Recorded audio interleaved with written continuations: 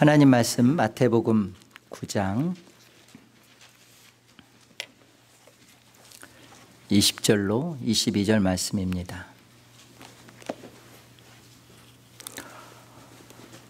12해 동안이나 혈루증으로 앓는 여자가 예수의 뒤로 와서 그 겉옷가를 만지니 이는 제 마음에 그 겉옷만 만져도 구원을 받겠다 함이라. 예수께서 돌이켜 그를 보시며 이르시되 딸아 안심하라, 내 믿음이 너를 구원하였다 하시니 여자가 그 즉시 구원을 받으니라. 여러분, 이 믿음이 누구의 믿음인 것 같아요? 내 믿음이 너를 구원하였다. 그러니까 이제 여인의 믿음이죠. 이 여인의 믿음이 어디로부터 나온 믿음인가를 생각하셔야 돼요. 예수님이 말씀하신 그 구원을 받기에 합당한 너의 믿음은 어떤 믿음인가? 무조건 믿는 믿음, 그 믿음이 과연 이런 구원의 역사를 이루어낸 것인가? 이것을 생각해 보셔야 합니다. 신자로서 잘못 오해하고 있는 것 중에 하나가 믿으면 된다예요. 또 성경에도 믿어라, 주 예수를 믿어라, 그러면 너와 내 집이 구원을 받는다, 믿으면 능치 못할 일이 없다, 이런 말씀들을 맞이하니까 믿음은 맞는 키구나, 믿음이 없어서 안 되는 것이지 믿음만 있으면 되는 문제구나. 그러니까 믿음 없는 걸 회개하고 믿음을 이렇게 행사하고 믿음으로 살아야겠다, 그런 마음을 갖죠. 오늘 말씀도 여인이 믿음을 가지고 예수님의 겉옷자락을 만졌기 때문에 나은 것이다. 그러니까 여인처럼 믿음 갖고 죽음을 각오하고 예수님께로 나아가자.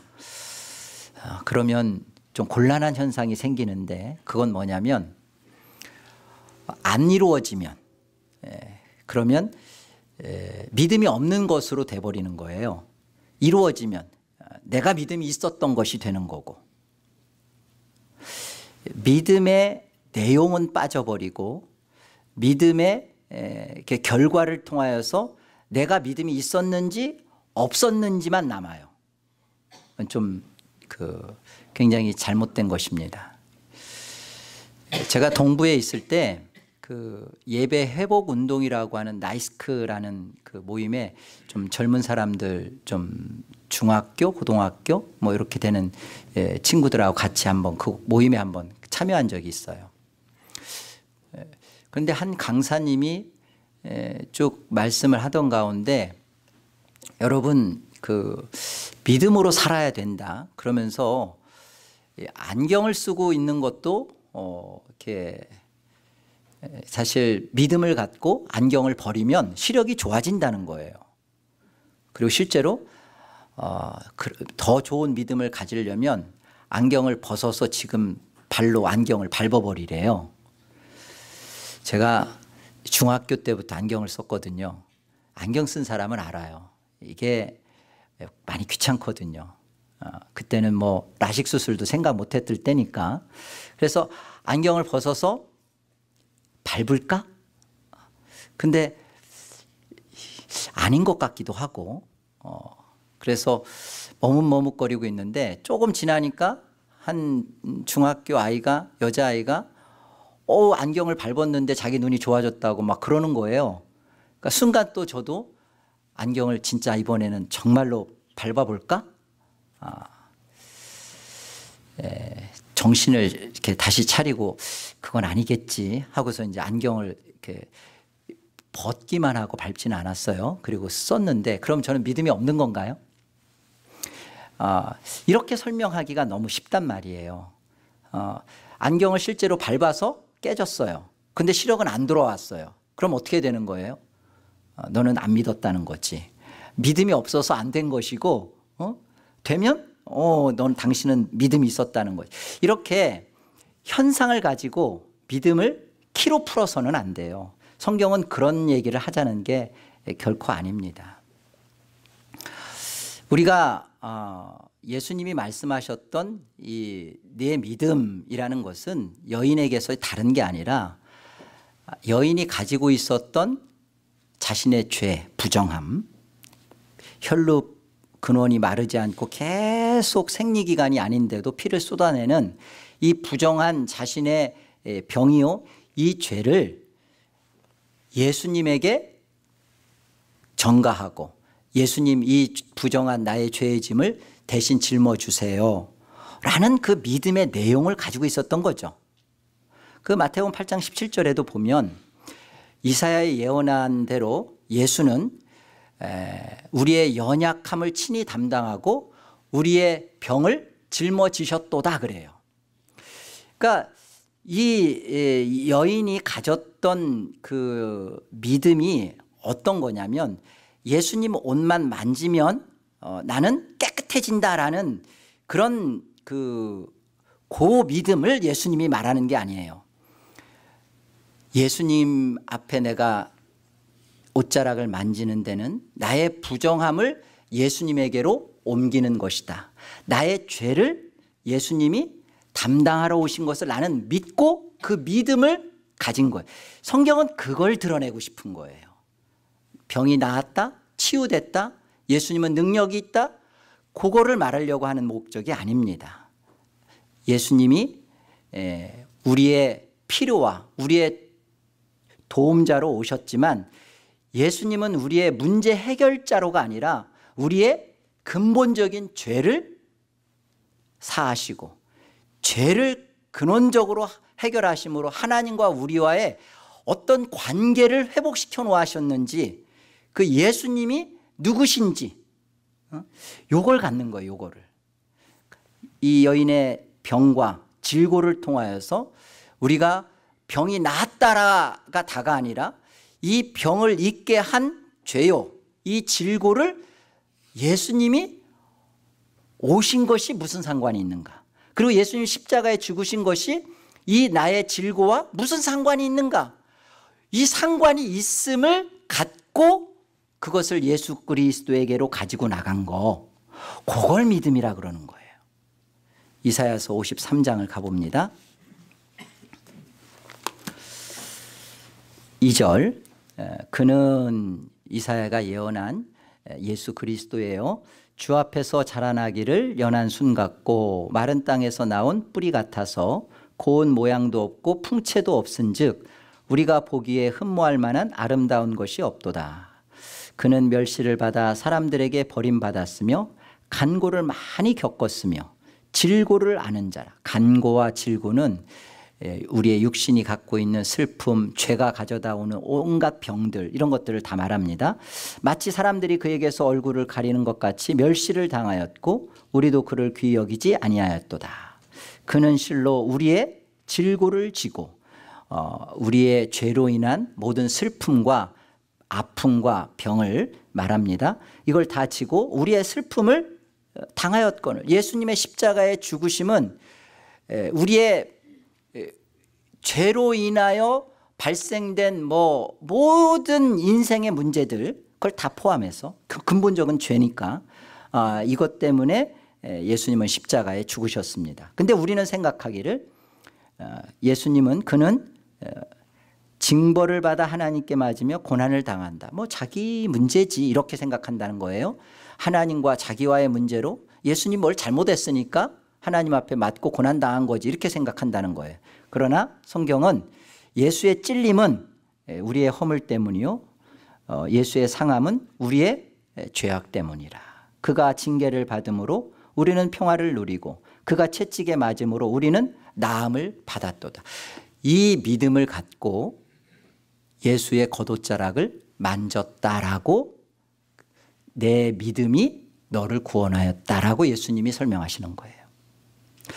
만지면 낫는다, 믿기만 하라 라는 그 믿음 만능주의로 예수님을 만졌다는 설명이 아니라 예수님이 왜 오셨지? 그렇구나, 나의 부정을 담당하시고 나의 죄가 되기 위하여 십자가에 죽으러 오신 분이구나 라는 이 믿음의 내용을 갖고 예수님에게 나왔다. 내 믿음이다 그것이.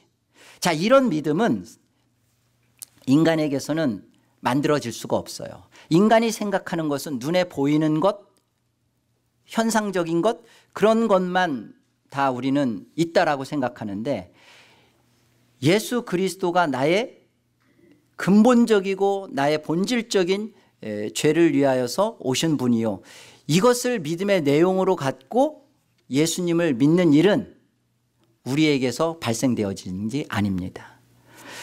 우리에게서 우리 힘으로 만들어낼 수 있는 일이 아니에요. 그렇다면 이 믿음은 누구의 믿음이냐, 어디에서 나온 믿음이냐?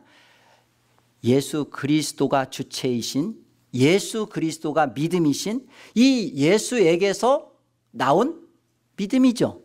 이 믿음을 여인이 소유하고 있는 거예요.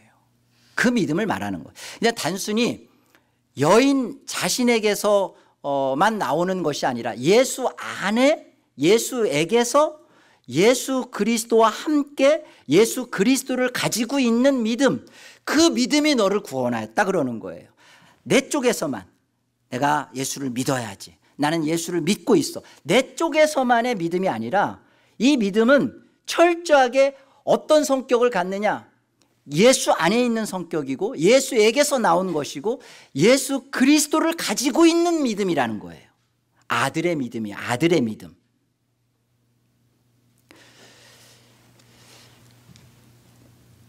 내 믿음을 사람들은 중요시 여겨요. 내가 예수를 믿었다 안 믿었다.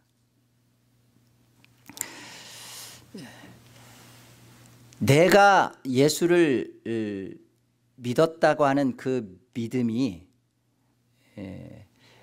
성경에서 말하는, 또 성경이 증거하고 있는 예수님, 이사야가 말한 것처럼 우리의 질고를 지고 또 하나님 앞에 징계를 받고 하나님 앞에 또 상함을 입고 이 했던 모든 것들이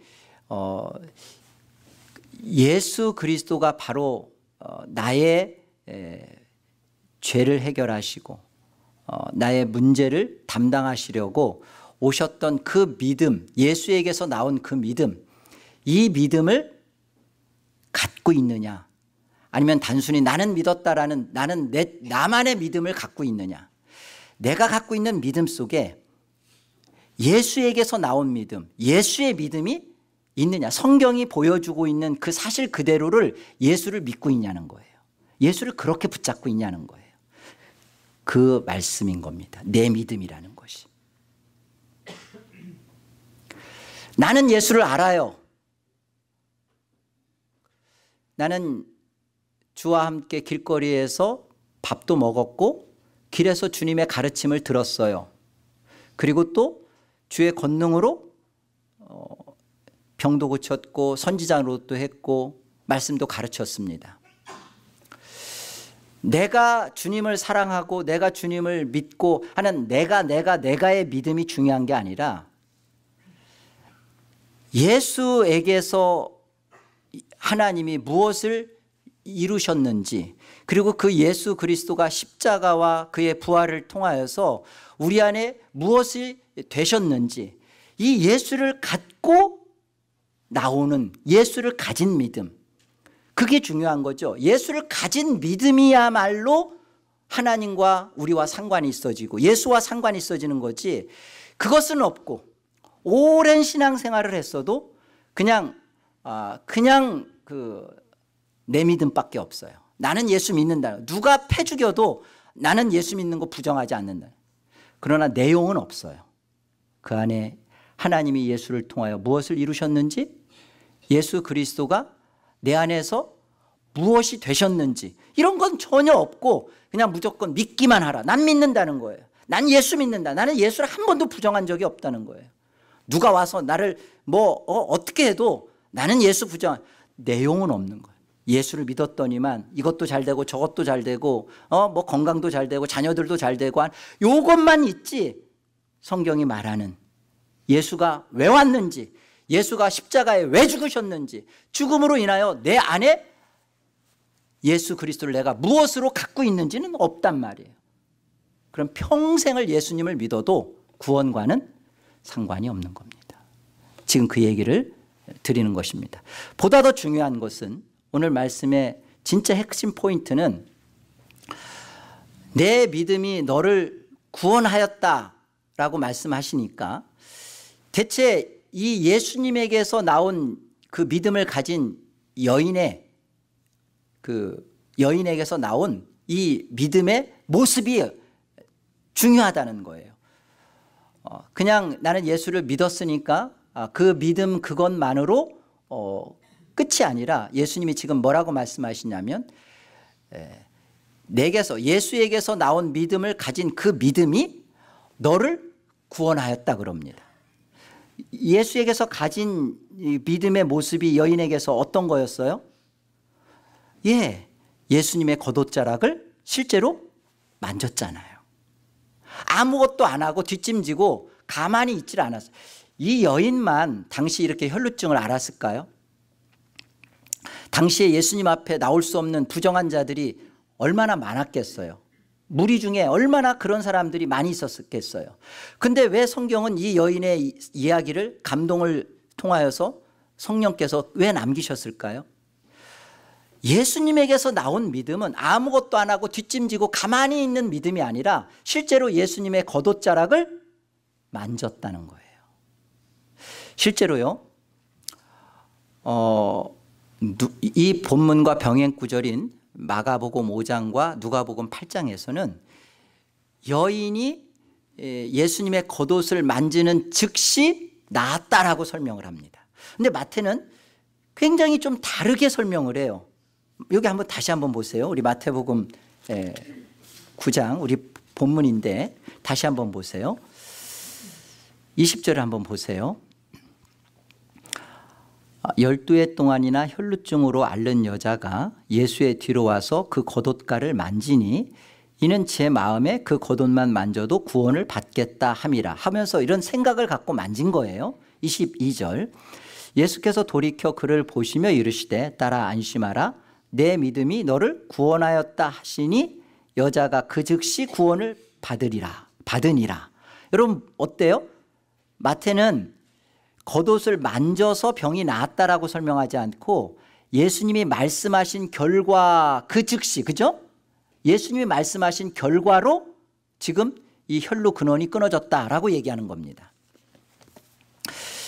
그러면 예수님이 말씀하신 결과로 나았으면 그러면 내 믿음이 너를 구원하였다. 실제로 여인이 예수님의 겉옷자락을 만진 것은 뭐냐는 거예요. 그건 뭐예요? 그 행위가 있었잖아요. 그런데 지금은 마태는 예수님이 말씀하신 결과로 여인이 지금 나았다라고 설명을 한단 말이에요. 그러면서도 내 믿음이 너를 구원하였다 이렇게 설명을 해요. 그럼 여기 안에 여인이 예수님의 겉옷자락을 만진 것은 대체 뭐냐는 거죠. 여러분 이게 우리가 강해 설교가 갖고 있는 굉장히 유익한 점이에요. 이 본문을 그냥 우리가 산상설교와 연결되어 있지 않고 맞이하면 마태의 그 성령께서 마태를 통한 저자의 의도가 잘 보이지가 않아요. 그러나 우리가 분명히 알 수 있는 것은 지금 5, 6, 7장에 걸쳐서 예수님이 산상에서 가르치셨습니다. 그리고 그 가르침의 내용을 가지고 지금 8장과 9장의 산 아래에서 산상에서의 가르침을 예수님이 보이시는 거예요. 산 아래에서의 모든 병고침과 기적들은 산상에서의 주님의 가르침과 연결되어 있는 것입니다. 그 산상의 가르침을 드러내는 거예요. 산상에서의 가르침이 뭐였죠? 시작부터가 팔복이었잖아요. 복이 있도다. 심령이 가난한 자요. 너희가 심령이 가난해져야만 복 받는다. 그래야 천국 간다가 아니라 너희는 예수를 가진 자다. 그게 복 받은 거예요. 예수를 가졌기 때문에 어떤 현상이 나온다고요? 심령이 가난하게 나온다는 거예요. 마음이 애통하게 나온다는 거예요. 하나님 앞에 마음의 청결함이 나온다는 거예요.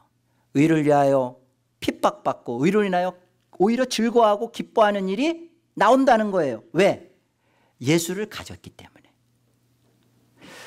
그 예수를 가진 너희는 저 바리새인과 서기관의 의보다 훨씬 더 훌륭하고 월등하다. 왜요? 왜 그렇죠? 바리새인과 서기관의 그 삶의 모습과 이 제자들의 삶의 모습과는 실제로 삶으로 나타나는 도덕과 윤리 기준에는 제자들이 미치지 못했어요. 말씀대로 살려고 몸부림치는 것에는 바리새인들이 훨씬 더 나은 모습을 가졌다고요. 그런데도 너희가 저들보다 낫지 아니하면 결단코 천국에 들어갈 수 없다. 그 근거가 뭐예요? 그 이유가 뭐였어요? 산상에서의 주님의 근거가 예수님이 율법의 성취자가 되셨고 모든 것을 다 이루셨다는 거 아닙니까? 예수 안에 너희가 있기 때문에 너희가 무엇을 하든 안 하든 뭘 해야만이 구원이 발생하고 뭘 안 했기 때문에 구원을 못 받고, 그 문제 아니라는 거예요. 저들은 끊임없이 율법을 가지고 무엇을 해야만 구원이 있는 것처럼 생각하기 때문에 어떻게 하는 거예요? 할 수도 없으면서도 하나님 말씀을 지키는 것처럼 보여내기 위해서 어떤 짓을 한다는 거예요? 가면을 쓴다는 거예요. 연극을 한다는 거예요. 연극을. 그 위선이라는 말이 가면을 쓰다는 거예요. 그리고 연극을 한다는 겁니다. 마음은 그럴 마음이 없어요. 그런데도 가면을 쓰고 사는 거예요. 율법을 잘 지키는 것처럼 살아가는 거예요. 주님은 그거에 대해서 뭐라고 말해요? 니들이 하나님 말씀을 지킨다고? 살인하지 말라, 간음하지 말라, 그런 것들에 대해서 니들이 지켰다고? 문자적으로는 살인 안 했죠. 간음 안 했죠. 그러나 마음에 음욕을 품은 것, 형제에 대하여 미움을 가진 것, 그거 다 살인이고 간음이다.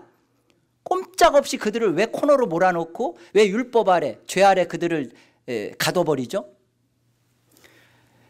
문제의 핵심은 예수님께서 산상에서 보여주려는 것은 우리의 구원은, 우리의 의는 너희가 만들어내거나 너희가 살아서 이루어지는 것이 아니라 오직 어디에 있다는 거예요? 예수 안에 있다는 거예요. 예수에게서만이 온전한 구원이 이루어진 것이고, 예수를 갖는 문제, 예수 안에 들어오는 문제, 예수를 소원하는 문제, 예수에게만이 답이 있다.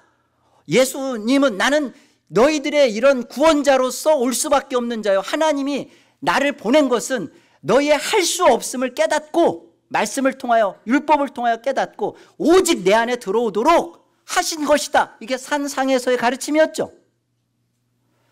아멘. 네. 그러면 산 아래에서는 주님이 어떤 모습을 보이셨어요? 그러니까 이제 니나노다. 주님이 아무것도 안 하셨나요?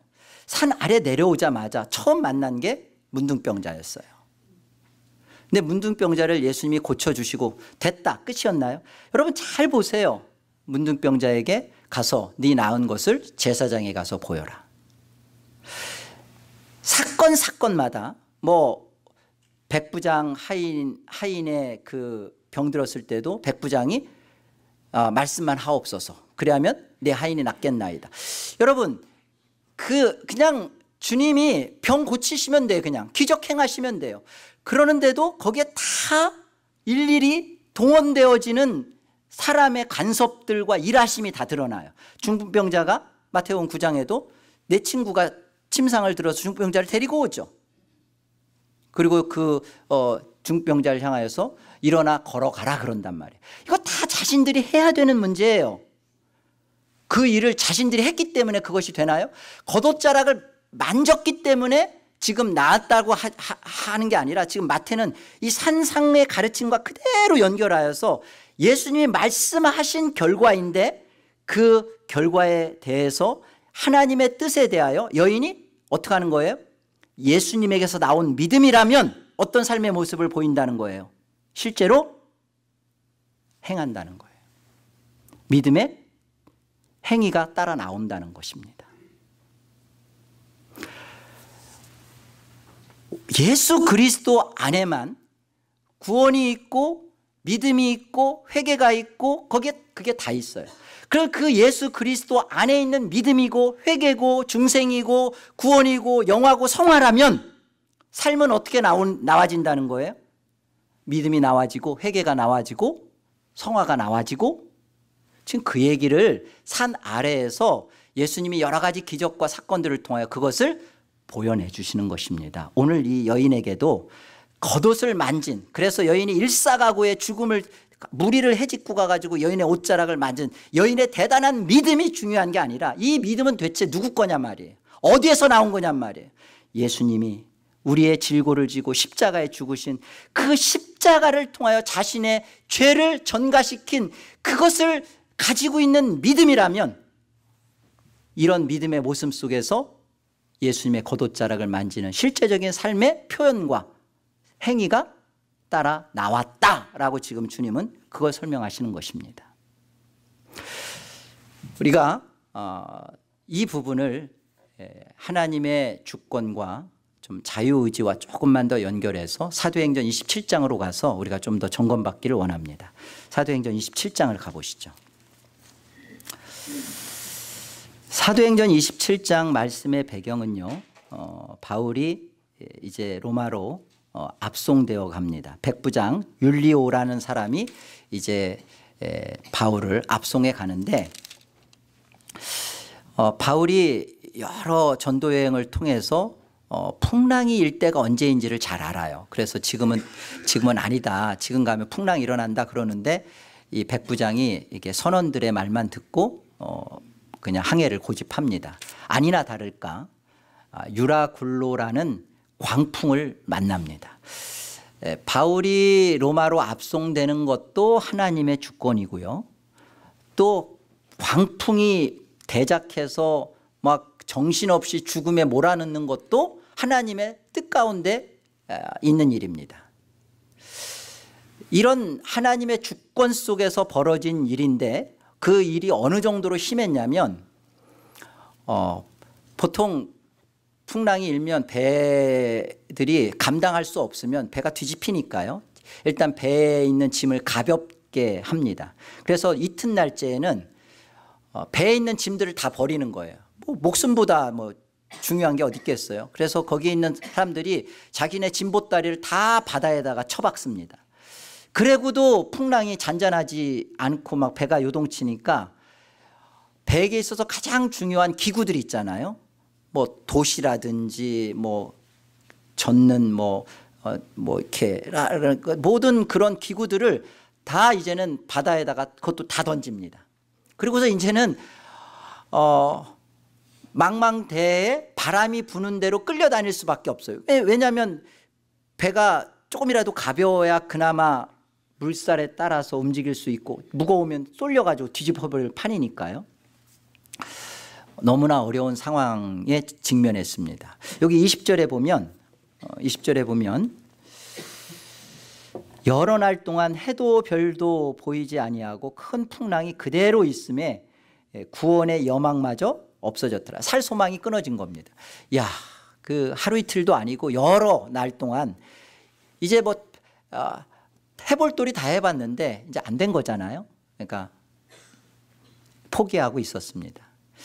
이때 바울이 일어나서 이런 말을 해요. 내 말 들으라고 했지 않는가.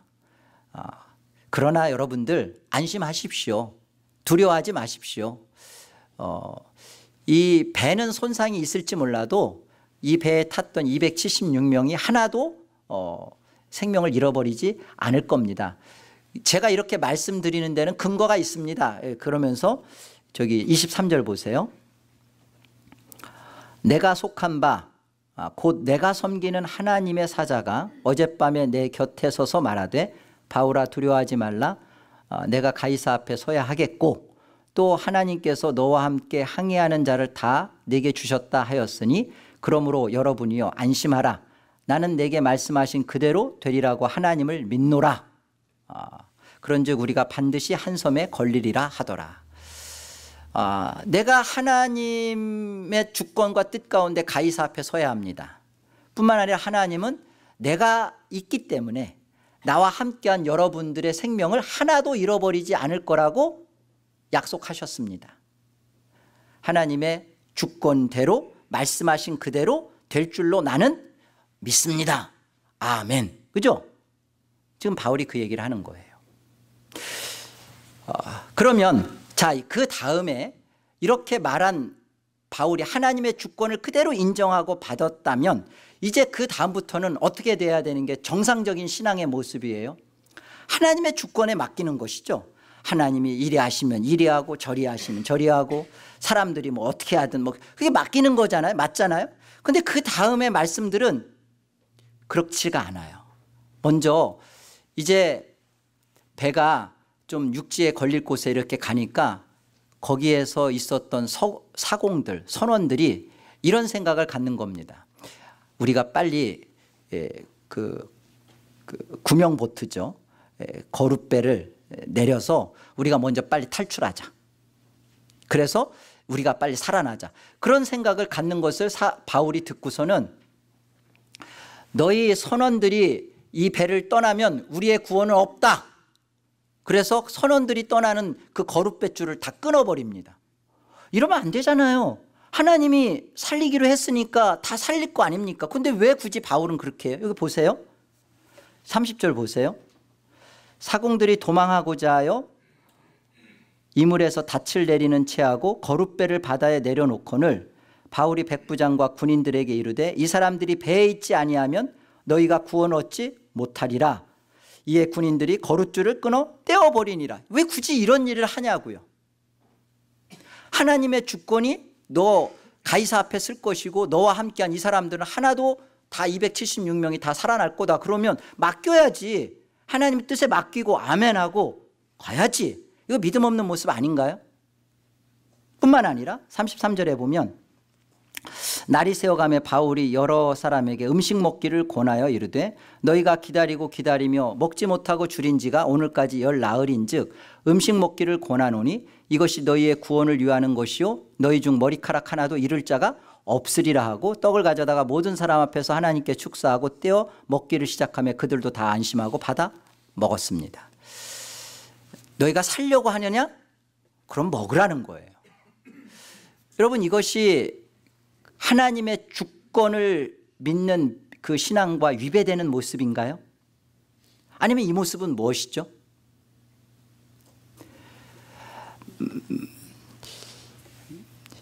그 세상에서는 그 운명론이라는 게 있죠. 다른 게 아닙니다. 그냥 팔자소관으로 탓하는 거예요. 그냥 무엇을 해도 고쳐도 팔자고 이리 봐도 팔자고 안 된다는 거죠. 그냥 운명에 갇히는 겁니다. 내가 박씨로 태어나게 된 것은 그건 뭐 어쩔 수 없는 내 부모가 박씨였기 때문에 내가 박씨인 거고, 여자로 난 것도 참 어쩔 수 없는 내 운명이려니 내가 태어나고 보니 여자인 걸 어떡하나 그냥 그대로 운명이로 받아들이고, 그러다 보니까 여자로서 살아가면서 또 같은 어떤 성씨로 살아가면서 당하는 모든 일에 대하여 내가 내 운명이 내 팔자소관이 지질이 복도 없지, 그 운명을 탓하며 살죠. 여러분, 이게 세상만 있나요? 이 모슬렘이 갖고 있는 인샬라, 알라의 뜻, 모든 게 쉬워요. 그쪽 신앙에서는 그냥 모든 게 인샬라예요. 뭐 이래도 인샬라 저래도 인샬라, 다 하나님의 뜻이래. 뭐든지 다 인샬라야. 기독교 신앙에는 그런 게 없나요? 기독교 신앙 속에는 참 이 성경주의를 추구하는 이 개혁신앙처럼 참 아름답고 제가 정말 사랑하고 너무나 좋아하는 진짜 본질적인 신앙입니다. 하나님이 주신 큰 은총을 입은 신앙이죠. 다른 어떤 것보다 기복신앙이나 신비주의를 하지 않고 성경 말씀 그대로를 믿으며 사람 중심의 해석을 하지 않고 하나님 중심의 해석을 하며 하나님의 영광에 사로잡히고 하나님 제일 우선주의로 사는 신본주의 신앙, 개혁주의입니다. 그런데 이 개혁주의 신앙을 하는 사람들 가운데 하나님의 주권을 내세우면서 인간의 어떠한 것도 개입돼서는 안 된다라고 생각하는 분들이 계셔요. 그게 이제 극단적 예정론자들입니다. 하이퍼 칼비니즘이에요. 우리 개혁주의에서 가장 경계해야 할 이단이에요. 이단입니다. 왜 그게 이단이에요? 하나님의 주권을 가장 높입니다. 하나님을 제일 우선주의로 선택해요. 그리고 하나님이 만세전에 예정하신 자는 하나님이 틀림없이 다 찾아서 구원시키기 때문에 우리의 어떠한 부족함에도 상관없이 하나님은 하나님 일을 하시기 때문에 나서지 말아라, 아무것도 하지 말아라, 심지어 그렇게 가요. 극단적 예정론자입니다. 신앙 안에서의 어떠한 모습이 무용시켜요. 예를 들자면 이런 거죠. 이런 그 극단적 하이퍼 칼비니스트의 신앙을 갖고 있으면 기도할 이유가 없어요.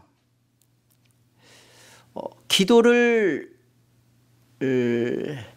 해도 뭐 하나님 뜻이면 될 것이고, 뭐 기도를 안 해도 뭐 하나님 뜻이면 뭐 안 해도 또 뜻은 이루어질 것이고, 그러죠.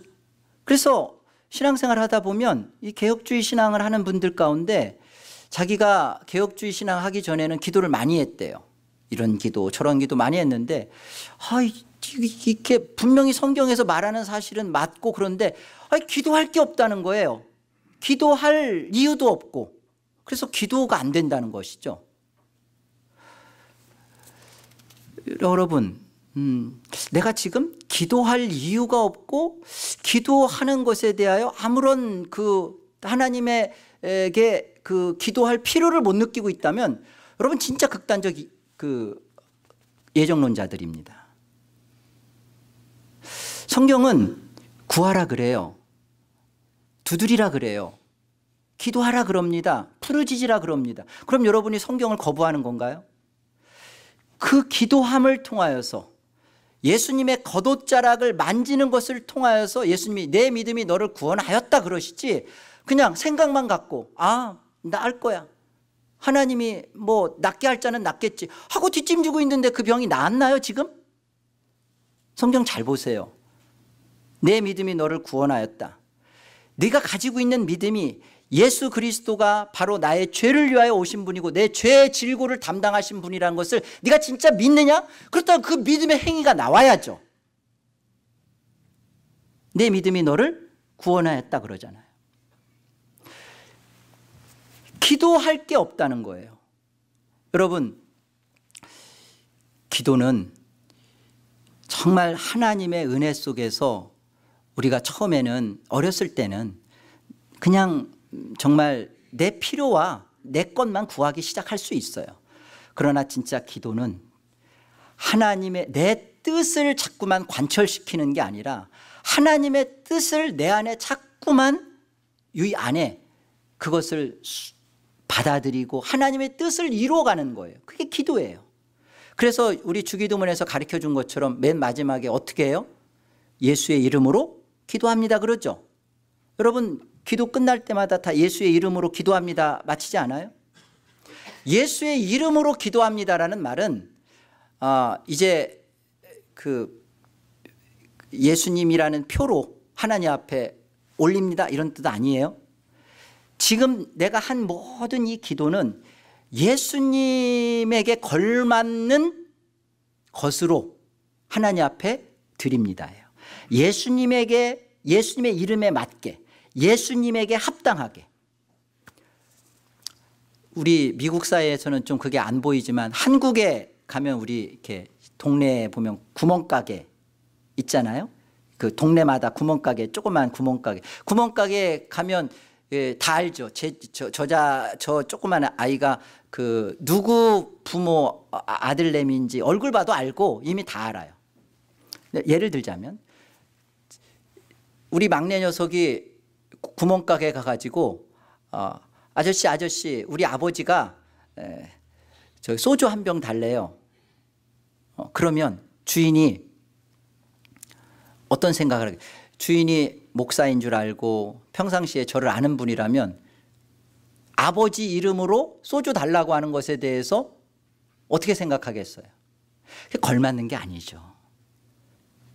예수의 이름으로 우리가 기도합니다 라는 것은 우리가 가지고 있는 이 신앙의 내용 속에 내가 예수를 가진 자요, 하나님의 자녀다운 자로 지금 하나님 앞에 이런 기도를 드립니다.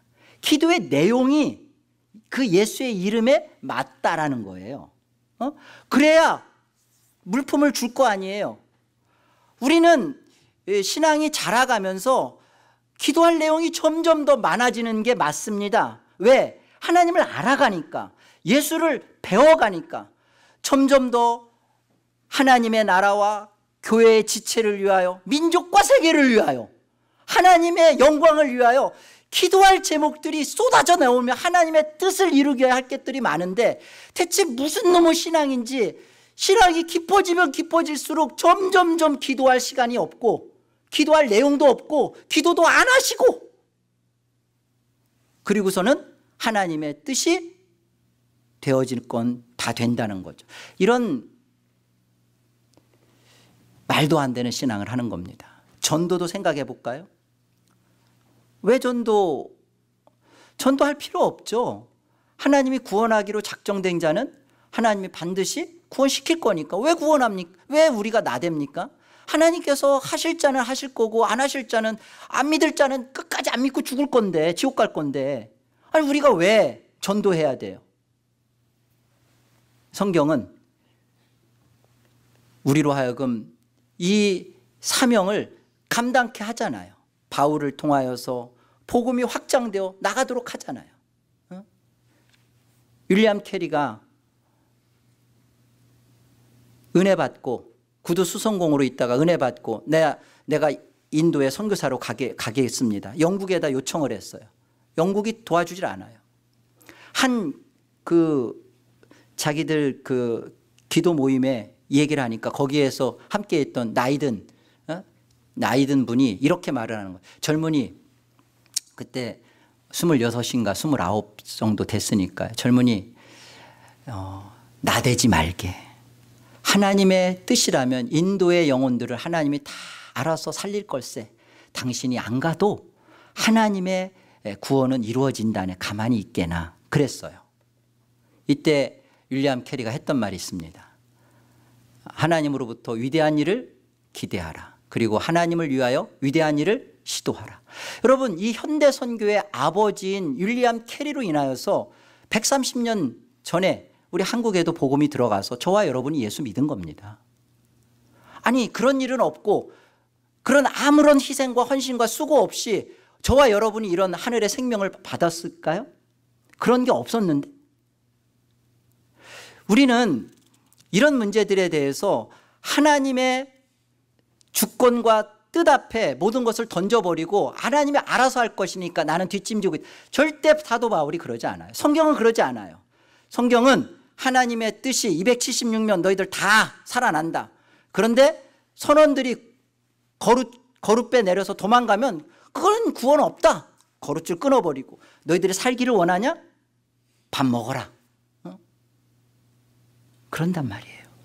여러분, 하나님 말씀을 우리가 받았습니다. 여러분, 말씀대로 살 수 있어요, 없어요? 예수 밖에 있을 때도 우리가 말씀대로 못 산다는 것을 율법이 그걸 증거했어요. 율법을 통해서 우리는 말씀대로 살 수 없는 존재라는 것을 알게 됐어요. 그래서 우리는 예수를 믿게 됐어요. 예수를 영접했어요. 예수 안에 있으니까 이제는 어때요? 하나님의 주권만 있는 거죠. 하나님의 뜻이 나를 구원하셨고 했으니까 이제는 내가 하나님 말씀대로, 예전에도 못 살았지만 말씀대로 예수님 안에서도 여전히 맞아요. 우리가 예수를 믿고 예수 안에 있지만 성령을 따라 우리가 살 때 조금 해서 죄와도 싸워보고 조금 이기기도 하고 그러지만 우리는 근본적으로 우리는 말씀대로 못 살아요. 그래서 우리가 영화를 소망하는 것입니다. 그럼 말씀대로 못 살으니까 하나님의 뜻 앞에 우리는 아무것도 안 하고 하나님 뜻이 다 이루어질 때까지 그냥 뒷짐지고 있는 것이, 그게 성경적인가요?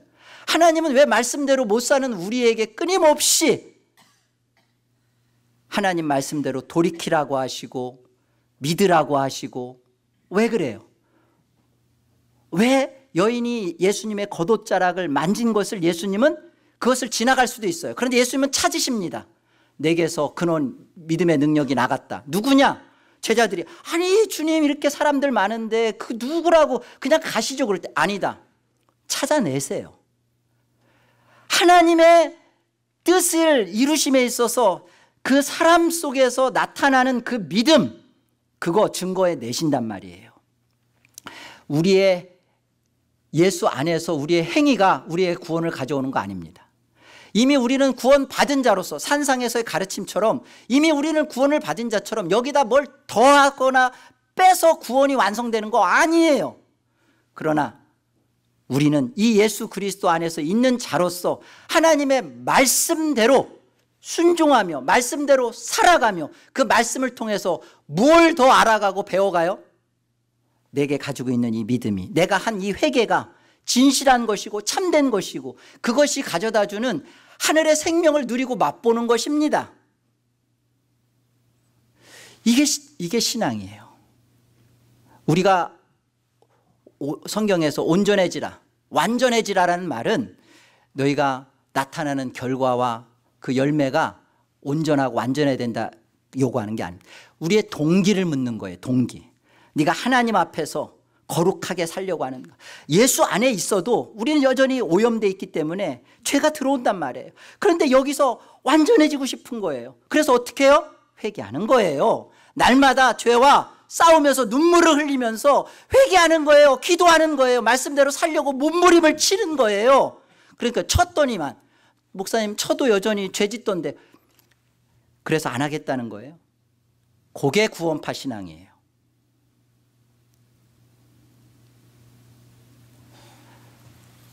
우리 안에 할 수 없다라고 생각하면서 하나님의 주권을 핑계로 하여 숨어버리는 숙명론자가 되는 거예요. 하나님의 때가 되면 하나님이 다 알아서 할 거니 당신은 구원받았으니까 구원의 확신만 누리고 구원만 즐기십시오. 이런 말도 안 되는 신앙 안에서의 몸부림치는 하나님 앞에서의 기도도 없고 말씀대로 살려고 하는 애씀도 없고 그리고 한 영혼을 향하여서 찾아가서 예수님처럼 복음을 전하며 그를 위하여 기도해주고 아무것도 없고 단지 자기는 그 믿음 가졌다는 거죠. 그러나 그 믿음이 예수에게서 나온 믿음인지 점검해 보십시오. 내 믿음이라면 그럴 수 있을 거예요. 그러나 예수에게서 나온 믿음은 오늘 여인처럼 겉옷자락을 만집니다. 아멘입니다. 신자의 가장 큰 위험, 특별히 하나님의 주권을 믿는 신자의 가장 큰 위험은 운명의 자리에 하나님의 뜻을 넣는 것입니다. 그러지 마십시오. 이건 신성 모독입니다. 요즘 한결이 막내가 저녁만 3번을 먹어요. 지 작은 누나랑 학교 갔다 와서 먹고요. 또 엄마가 1시간 뒤에 오면 엄마랑 또 먹고요. 제가 한 8시 반쯤에 집에 들어가면 또 저랑 또 먹어요. 3번 먹습니다. 그리고 또 엊그저께는 자다가 내려와서 또 먹더라고요. 아이가 크는 것은 밥을 먹으니까 크는 거죠. 근데 이렇게 생각하면 안 돼요. 아이는 밥 안 먹어도 지금 클 때 되니까 크겠지. 밥을 먹으면서 크는 게 정상인 거죠. 우리가 젊었을 때 술, 담배 하거나 뭐 몸을 잘 관리하지 않거나 그럼 나이가 들어서 온갖 병에 시달리는 것은 자기가 자기 관리를 잘 못했기 때문이에요. 감기 드는 것도 비슷한 거죠. 그래 놓고 하는 말이 하나님의 뜻이래요. 그건 굉장히 하나님께 대한 신앙이 아닙니다. 하나님의 주권에다가 던져버리고 하나님의 뜻에다가 자신의 게으름을 거기다가 합리화시켜버리는 것 아닙니다. 이 악하고 게으른 종아, 내가 너에게 한 문화를 맡겼는데 달란트를 주었는데 그것을 한 것이 뭐예요? 땅을 파고 거기다가 묻어뒀다가 꺼낸 거예요. 아무것도 한 게 없는, 한 게 있긴 있네요. 땅 판 거. 그거 해놓고서는 내가 잃어버릴까 봐 요거 이렇게 갖고 와. 내가 너에게 너를 구원한 거, 너를 만세전에 예정하여 너를 택하고 사랑하고 너를 예수를 알게 한 것은 이 땅에서 그래 그거 하나 그래 구원받았어. 나는 구원 지킬 거야 하고서 그거 지키고 있다가 이 악하고 게으른 종아, 그것이 아니라 이걸 가지고 그거 낭비해도 돼요. 잃어버려도 돼요. 왜 그랬냐 절대 주인 묻지 않아요. 그걸 가지고 땀을 흘리며 이걸 가지고 주님을 알아가며 이걸 가지고 수고하고 애쓰며, 여러분 신앙에서 번번이 넘어지고 그렇지만 싸우셔야 돼요. 여러분 속에 기도가 안 되죠. 기도하려면 막 힘들죠. 기도가 얼마나 힘든 건데요. 노동력이 얼마나 큰데요. 안 되죠. 그러면 여러분 어때요? 기도가 안 되네. 위선 떨지 말고 일어나야지. 그러시지 말고요. 안 되면 끙끙 앓면서 그 자리를 지켜보세요. 그리고서는 내가 그 기도 시간을 막 몇 시간 무조건 이렇게 앉아있기보다는 그 끙끙 앓고 있는 가운데 하나님이 내게 주신 은혜를 생각하세요. 하나님이 내게 베푸신 구원의 은총을 기억하세요. 그 하나님의 은총과 구원의 은혜를 생각하면서 하나님 앞에 자비를 구하세요. 그러면 기도 시간에, 그 시간에 성령이 나를 만지십니다. 내 마음에 하나님이 내게 이루신 일을 터치하세요. 그래서 내 안에서 감격이 나오고 쏟아져 나오고, 이게 신앙이지. 뭐 기도가 안 된대, 기도하는 안 되는데 억지로 앉아있는 건 위선 아니냐는 거예요. 우리 자체가 위선이에요. 앉으셔서 하나님 앞에 위선을 떠세요. 그래서 하나님이 이 불쌍하게 우리를 보고 은혜를 베풀기를 구하세요. 그래서 그 구하심 속에 하나님을 만지고 만나고, 그래서 신앙은 이런 것이구나. 내가 뭘 해서 하나님을 뭐 이렇게 하는 게 아니라 내 안에 있는 예수를 가진 게 진실이고 사실이라면 이것이 나오는구나. 예수가 나오는구나. 그 예수를 나온 거, 내 믿음이 너를 구원할 때, 예수가 있기 때문에 구원받는 것이지, 예수도 없이 말로만 나는 예수 믿습니다, 그거로 구원받은 게 아니에요. 여러분이 예수를 가지고 있다는 증거가 있습니까? 정말 있으세요? 죄를 짓고 있으면 회개가 여러분 안에 기뻐지나요? 그게 예수 믿는 거예요. 그게 예수 가진 거예요. 나는 예수 믿는데 왜 죄 짓지? 절망하시고 여러분의 삶과 신앙을 포기하지 마시고 여러분의 자리에서 하나님이 나를 구원하셔서 대체 나로 하여금 이렇게 시간을 주시고 나로 하여금 이렇게 살게 하시는 걸 통하여 하나님이 얼마나 큰 영광을 받고 계시는지를 생각하십시오. 인간의 자유의지는요, 우리에게 있는 자유의지는 하나님의 주권을 드러냅니다. 하나님의 주권은 인간의 자유의지에 힘을 실어줍니다. 나누지 마세요. 여러분 신앙 똑바로 하셔야 합니다. 반율법주의로 가시면 안 됩니다. 그렇다고 우리가 율법을 가지고서 구원받는 그거 아닙니다. 칼빈이 말한 것처럼 우리는 예수 그리스도 안에서 하나님을 어떻게 섬겨야 되는지, 어떻게 사랑해야 되는지 율법에 다 있어요. 우리는 이걸 통하여서 더 주님을 알아가고 사랑하며 더 하나님 나라를 맛보며 하나님의 은총을 누리며 하늘의 기도에 들어가며, 이게 구원이고 이게 천국이에요. 천국을 위해 예수 믿고 천국 가려고 신앙하는 사람은 그 천국이 성경적 천국인지 아닌지 알 수 없어요. 그러나 여러분이 예수를 믿는 이유가 하나님의 영광이고 하나님의 기쁨이면 그 결국은 주님과 함께하는 곳이 천국이기 때문에 100% 장담합니다. 그곳은 천국이에요. 근데 지금 내가 하나님을 위하여 주권 탓만하며 살지도 않아요. 그러면서 죽어서는 하나님과 함께, 그런 말도 안 되는 생각을 합리화시키지는 마십시오. 그런 생각을 가졌던 분들은 여기 한 분, 두 분 계신 것 같아. 회개하시고 정말로 하나님 뜻 앞에서 우리의 참된 신앙이 있어지기를 권합니다. 저와 여러분의 똑같은 한두 분이 문제가 아니에요. 저와 여러분의 진짜 개혁신앙을 하는 이 가장 복된 신앙을 받은 축복을 받은 자들이 하고 있는 악한 짓입니다. 회개하시고 하나님 앞에서 예수님의 겉옷가를 만졌던 여인을 예수님이 돌아보시며 찾으시며 그를 세우며 성경에서 남긴 이유를 저와 여러분이 오늘 꼭 만났으면 합니다. 기도하겠습니다.